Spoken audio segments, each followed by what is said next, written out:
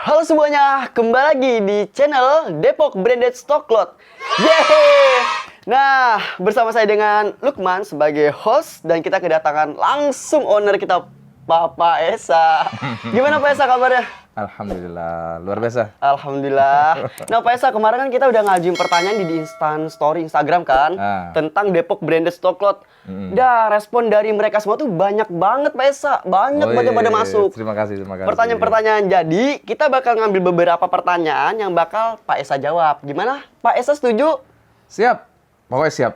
Oke, karena sesi kali ini adalah sesi Q&A.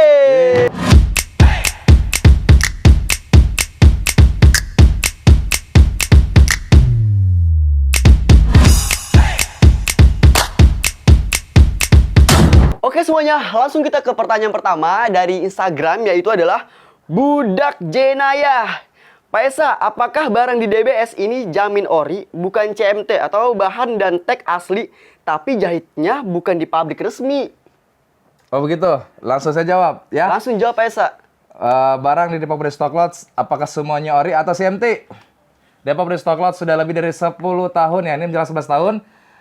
Tapi yang namanya sebagai distributor, kalau saya masukin orinya aja, nanti reseller saya nggak kebagian, gitu kan? Akhirnya apa, gitu kan?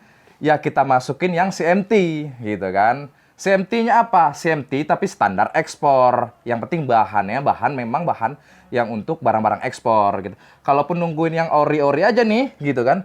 Nggak kebagian yang lain, gitu kan? Kenapa? Kita harus yang namanya menyediakan semua varian model produk untuk reseller kita di seluruh Indonesia. Makanya kita ada yang namanya barang ori dan CMT. Tapi kita terus terang, oh ini ori, ini CMT ke reseller kita. Biar reseller kita apa? Reseller kita juga semangat, reseller kita juga jujur apa adanya menyampaikan ke ke calon konsumennya lagi. Begitu. Jadi intinya sebagai sebagai distributor, kita ada barang ori dan barang CMT. Tapi intinya apa? Standarisasi ekspor. Begitu. Nah, jadi ternyata di DBS itu ada barang orinya juga, ada barang CMT-nya juga. Tapi CMT-nya barangnya standar ekspor, ya Pak Esa ya. Nah, oke, kita next ke pertanyaan selanjutnya. Itu dari Bram Yogiantara. Bang, abang ini langsung ikut lelang di pabrik atau ambil dari pengepul, Pak Esa? Nah, jadi gini. Ya. Ikut lelang dan ambil pengepul. Dua-duanya. Kenapa? Gitu kan. Ya.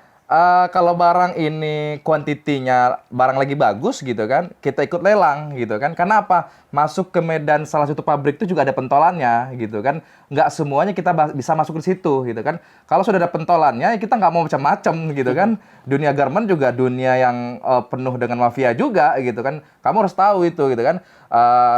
Kalau saya sudah punya traffic di dalam udah lama ya saya ikut lelang. Tetapi kalau kita nggak punya akses di dalam, ya udah ada pentolannya, kita tunggu apa? Tinggal dari pengepulin di luar yang jelas apa? Harganya masih harga bersaing di pasaran. Nah, barang tuh nggak pecah.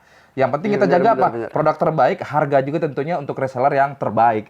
Terus apalagi sebenarnya gitu. Jadi gini, selain dari dua pertanyaan tadi, ternyata kita juga ada trik gitu kan. Ketika barang dari pabrik itu sedikit gitu kan, kemudian operasional kita besar gitu kan, daripada nanti kita ambil barang sedikit di pabrik ikut lelang ataupun ngambil di dalam, kemudian operasional kita besar, akhirnya apa? Nanti harga jualnya tinggi. Akhir kita ambil kesimpulan apa? Kadang-kadang kita titip aja orang dalam gitu kan. Titip karyawan pabrik, udah ambil aja, kamu aja yang bayarin di dalam, nanti barang sampai di rumah kamu saya ambil gitu kan. Supaya apa gitu kan? Supaya yang namanya kita meringankan biaya kos. Tujuannya apa? Supaya kamu dan reseller semua Depok Branded Stock Lot mendapatkan harga terbaik untuknya, tentunya gitu kan. Itu yang kita lakukan, menjaga kos agar lebih kecil banget gitu kan. Buat kamu intinya. Wow, nah berarti ikutan lelang juga, ikutan pengepul juga ya Pak Esa ya? Ya, karena kita dua-duanya udah melakukan hal itu gitu kan. Karena harus tahu trafficnya di dalam. Nggak sembarangan masuk pabrik, bisa habis di luar. Nggak tahu medannya gitu. Ya. Bener. Oke, kita langsung ke next pertanyaan berikutnya. Itu dari Desi Okta. Kak, ini ori sisa ekspor apa gimana nih Pak Esa? Jadi mereka ada yang bertanya, jadi ini sisa atau apa gitu? Ya, jadi gini. Ini barang ini dikatakan sisa ekspor ya, mungkin gitu ya. Barang ini dikatakan sisa ekspor tuh apa sih gitu kan? Ori sisa ekspor. Orang juga banyak yang bingung. Ori sama sisa ekspor. Sisa ekspor adalah barang baru ya, bukan barang second ya. Nah, jadi gini, barang ini diproduksi di Indonesia, seumpamanya salah satu brand terbesar di dunia, umpamanya taruhlah Old Navy ataupun Gap, produksi Indonesia kemudian minta kuantitinya berapa untuk permintaan ekspornya 1 juta piece. Otomatis pabrik di Indonesia membuat 1 juta lebih, taruhlah 1.200.000 gitu kan. Untuk apa? Untuk memenuhi permintaan tadi. Khawatir dalam produksi ada cacat dan sebagainya ya kan. Nah, kemudian diproduksi 1.200.000. Nah, setelah selesai ekspor, barangnya ekspor di 1 juta piece. Contoh ekspor ke Amerika ya, made in Indonesia ini ya.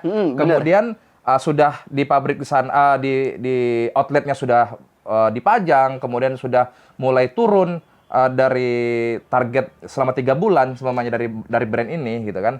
Nah, nanti barang ini boleh keluar. Karena apa?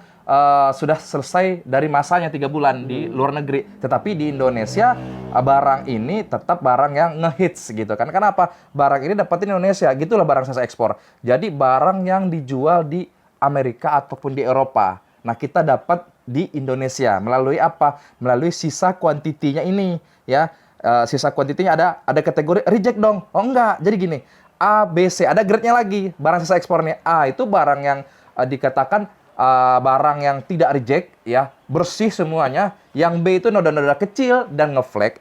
Yang C ini dikiloin biasanya. Yang sobek-sobek, bekas gunting dan sebagainya itu bisa dikiloin untuk dijadiin limbah atau jadiin bantal, lap meja apa sebagainya, itu kategorinya. Tapi barangnya original, standarisasinya barangnya ekspor ya. Itu intinya gitu. Jadi barang tetap barang asli ya, Pak ya? Asli dong. Barang asli. Yang dikatakan sisa ekspor itu barang asli. Barang asli.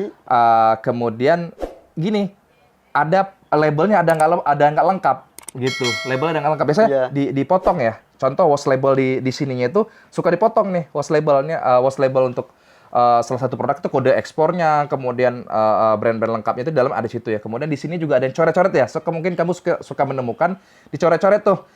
Tujuannya apa?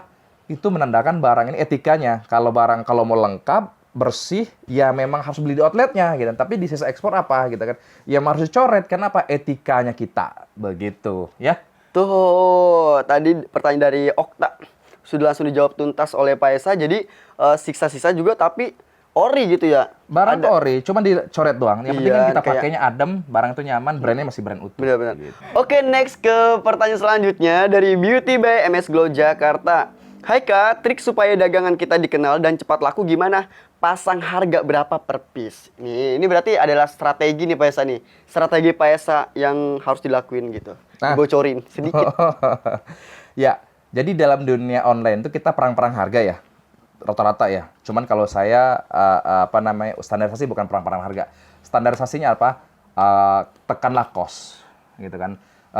Operasional kita nggak terlalu besar. Kemudian ketika operasional kita kecil gitu kan, maka kita mengambil keuntungan. Contoh beban kita 10%, gitu. Maka kita harus mengambil marginnya berapa?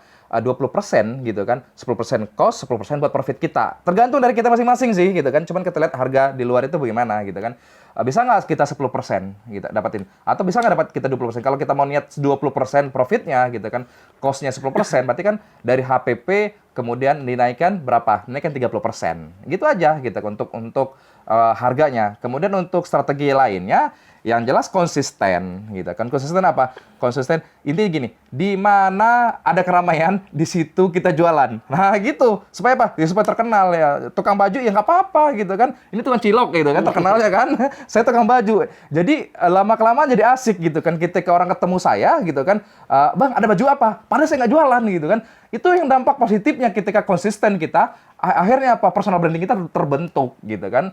Terus apa lagi gitu kan? Hilangnya rasa malu, ya kan?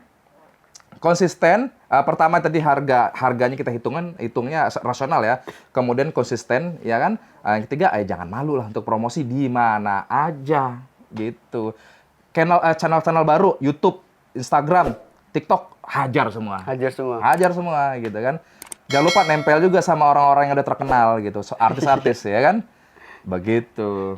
Oh berarti semua sosial media kalau pengen terkenal gitu ya harus dipakai semua gitu ya PS ya? Iya dong. Semua media. Terus jangan pernah malu, jangan pernah gengsi juga katanya kalau buat berdagang dan promosi. Wih. Oke.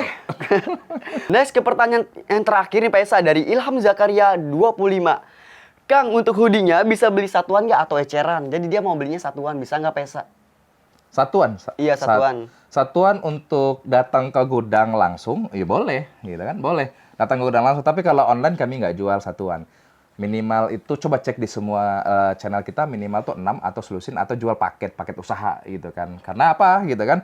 Yang satuan tuh biar reseller kami yang berjualan. Jadi kita bagi-bagi rezeki gitu. Jadi reseller tuh jangan khawatir. Atau kamu yang mau bergabung menjadi reseller Depok Brand Stock Lodge, jangan khawatir karena kami nggak jual eceran. Kamu aja yang jual eceran dan kamu juga yang bisa juga mesti jualan grosiran. Gitu. Ini peluang buat kamu loh. Nah, kami konsisten sebagai distributor. Begitu, Kak Lukman. Berarti intinya jual satuan bisa tapi datang langsung ke toko ya? Datang langsung ke gudang. toko. Masa kita menolak ya kan? Iya, Orang benar. udah datang silaturahmi gitu. Berarti kesimpulannya adalah boleh beli satuan atau eceran. Yang penting adalah datang ke toko. Oke semuanya. Nah, Pak Esa, terima kasih banyak. Ya, sama-sama. Ya, karena untuk Q&A untuk konsep hari ini, tema hari ini kan Q&A nih udah selesai Pak Esa. Oke. Nah, mungkin buat sahabat Depok Brand Stock Lodge yang ingin bertanya di sesi berikutnya, jangan lupa tulis aja di kolom komentar nih di channelnya YouTube Depok Brand Stock Lodge. Jangan lupa kita akhiri sampai di sini, di like, comment, and subscribe. Assalamualaikum warahmatullahi wabarakatuh. Dadah.